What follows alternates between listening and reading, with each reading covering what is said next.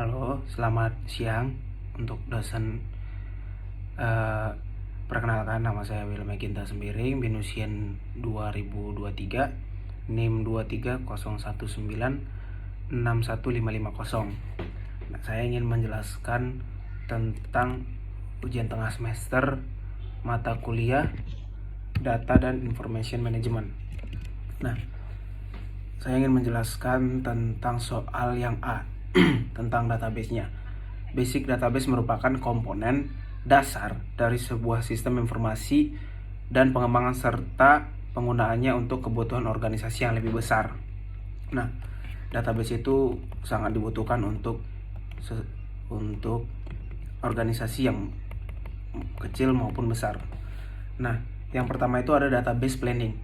Aktivitas manajemen dalam merealisasikan tahap awal dari siklus hidup sistem basic data secara efisien dan efektif. Yang pertama itu ada identifikasi rencana serta tujuan perusahaan. Nah, tujuan perusahaan ini membangun database ini untuk apa gitulah. Yang B, mengevaluasi sistem informasi yang ada untuk mengetahui kelebihan dan kekurangan yang ada di perusahaan, di organisasi. Yang ketiga dan yang terakhir ini penilaian tentang peluang IT yang nantinya mungkin dapat menghasilkan keuntungan yang kompetitif dengan perusahaan-perusahaan yang lain.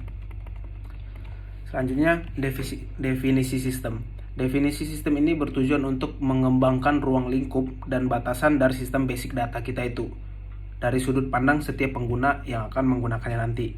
Nah, jadi tahap ini membahas apa yang nantinya dapat diharapkan dari aplikasi basic data berdasarkan peran penggunaannya. Jadi peran penggunaannya itu ya sesuai dari sudut pandang setiap pengguna. Yang ketiga ada requirement collection and analysis. Dalam tahap ini bertujuan untuk melakukan pengumpulan data dan menganalisis informasi tentang kebutuhan pengguna. Nah, kira-kira apa yang dibutuhkan setiap pengguna itu untuk mengembangkan database organisasi perusahaan kita. Yang keempat ada database design. Database design ini proses untuk membuat desain yang dapat mendukung operasional dan tujuan perusahaan. Nah, tujuan desain basis data itu biasanya yang pertama menggambarkan relasi data, yang kedua menyediakan model data, yang ketiga mengspesifikasikan desain dengan struktur yang sesuai dengan kebutuhan dari sistem itu sendiri. Terdapat 3 fase dari memspesifikasikan desain dengan struktur yang sesuai. Yang pertama itu ada conceptual data design, yang kedua logical database design, dan yang ketiga ada physical database design. Nah, selanjutnya ada DBMS selection. Apa itu DBMS? Memilih DBMS yang tepat itu sangat dibutuhkan untuk mendukung sistem basic data kita yang akan kita buat nantinya. Langkah-langkah yang digunakan dalam memilih DBMS. Yang pertama itu ada definisi waktu untuk melakukan studi referensi. Yang kedua, catat 2 atau 3 produk yang akan dievaluasi untuk digunakan nih. Yang ketiga, evaluasi produk tersebut. Dan selanjutnya ada rekomendasikan produk yang dipilih dan buat laporan yang mendukung produk itu. Selanjutnya ada application design. Melakukan perancangan user interface dan program aplikasi yang digunakan dan memproses basic data tersebut. Nah, ada beberapa aktivitas yang harus diperhatikan. Yang pertama ada transaksi design, user interface design. Nah, itu 2 yang sangat dibutuhkan untuk aplikasi desain ini yang harus diperhatikan. Yang ketujuh ada prototyping. Prototyping itu apa? Membangun sebuah model kerja dari aplikasi basic data tersebut yang bersifat opsional. Nah, bersifat opsional. Tujuan utama tahap ini apa gitu? Nah, tujuannya yang pertama itu mengidentifikasikan fitur sistem yang sedang berjalan. Yang kedua memberikan perbaikan atau penambahan fitur baru, dilakukan update untuk kedepannya nanti. Yang ketiga ada mengklarifikasikan kebutuhan user. Nah, apa yang dibutuhkan user itu yang harus kita sediakan. Dan yang terakhir ada mengevaluasi kelayakan dan kemungkinan apa yang terjadi dari desain sistem tersebut. Kita harus membuat desain itu lebih layak gitulah.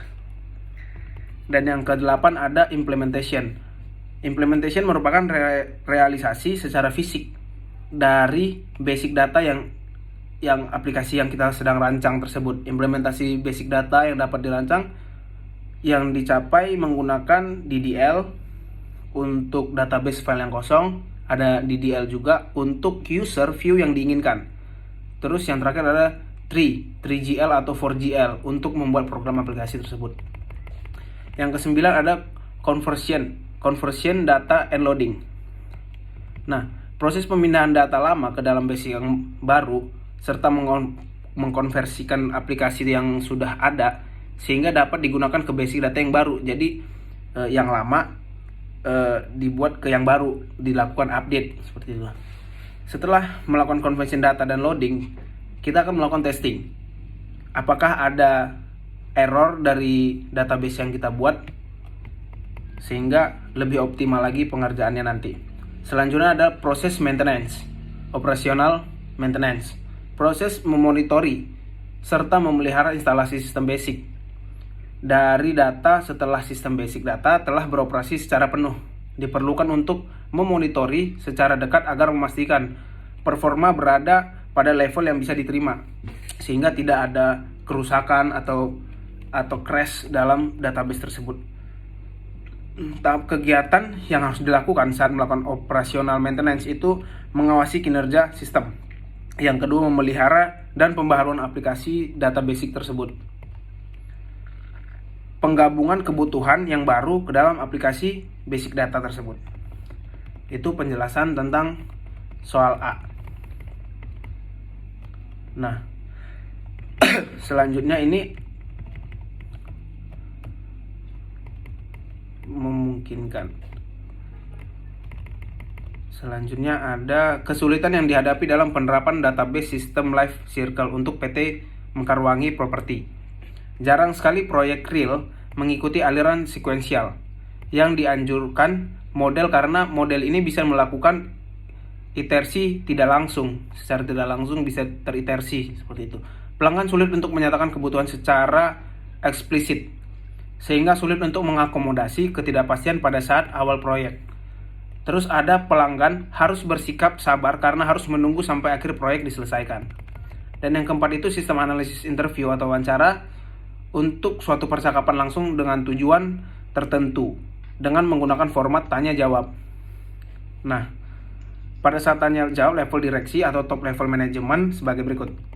Bagaimana jika tim Anda tidak punya waktu untuk mengirim proyek? Begitulah.